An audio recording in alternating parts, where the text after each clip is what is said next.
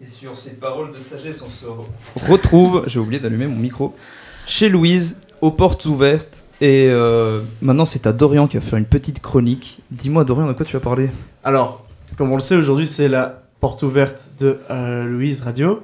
Mais aussi, cette semaine, c'est la semaine mondiale de la radio. Plus précisément, le jour, je crois que c'est le 13 février. Du coup, j'ai décidé de vous faire une chronique sur quelques petites anecdotes qu'on a autour de la radio assez marrantes. Nice. Pour rester dans le thème. Déjà, est-ce que vous savez d'où ça vient le fait de faire des émissions radio ? Non, pas du tout, je t'avoue. Absolument pas. Quand tu dis d'où ça vient, développe. De C'est quel quoi la pays ? question ? Angleterre. Le pays.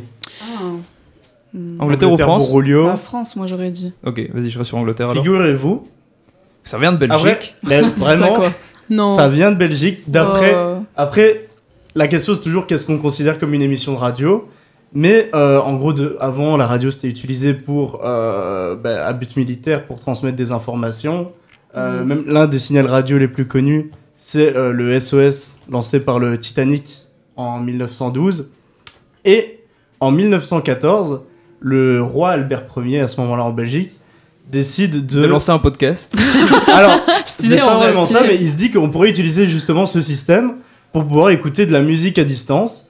Et du coup, pour sa femme, Elisabeth, qui aime beaucoup la musique, il met en place une petite, des concerts en direct, retransmis par système radio Pas mal.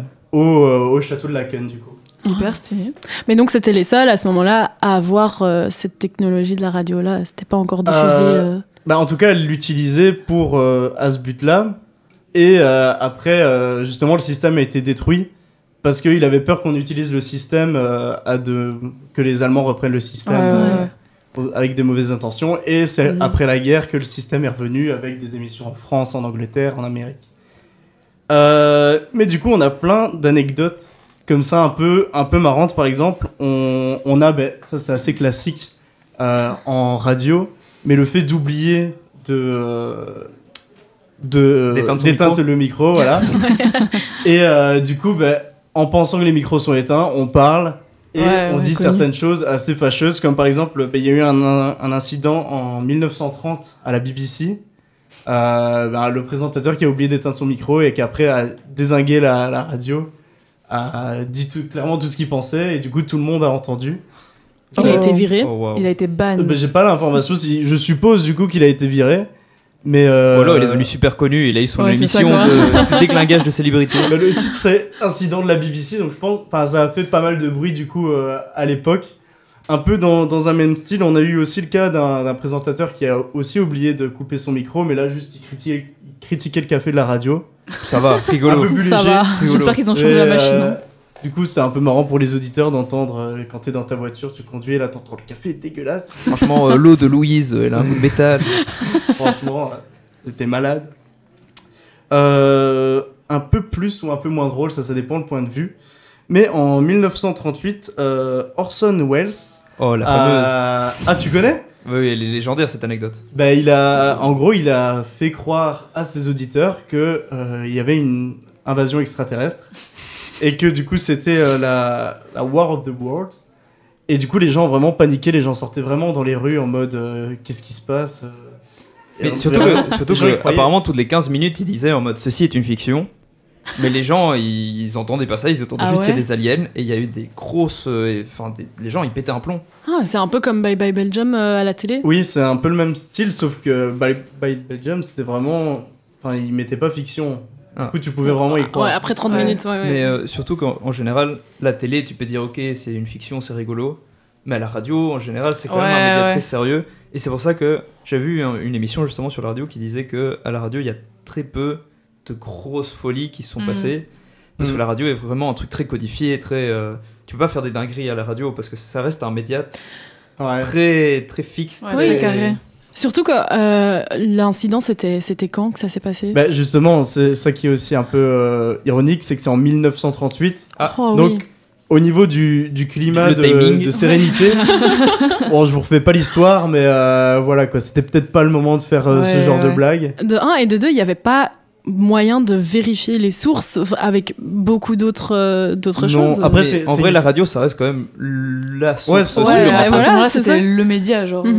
Petite question, rien à voir, mais toi qui es historien, est-ce que on va pas refaire l'histoire, c'est aussi une petite phrase d'historien ou pas Comme l'autre jour que tu m'as dit, c'est de l'histoire ancienne. Mais il y a tellement de jeux de mots avec histoire. Il y a toute une panoplie. Il y a vraiment... Est-ce que vous regardez ou vous faites genre... Après avoir lâché un petit clin d'œil, ça sort tout seul maintenant.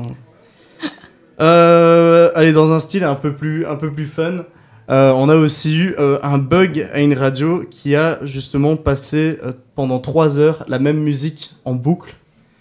Et du coup, après, ils ont justifié ça comme étant une expérience musicale sensorielle. Alors c'était endormi sur le truc. J'espère que c'était pas Baby Shark. Ouais, c'est vrai que ça dépend de la musique. J'imagine le truc.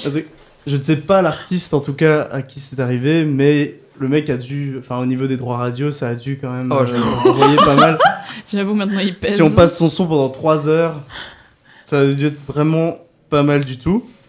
Aussi dans le style un peu expérience tordue, il y a un animateur radio qui a décidé de s'enregistrer en chantant faux et de passer l'émission à la radio pour voir un peu comment les gens allaient réagir. Marrant un peu.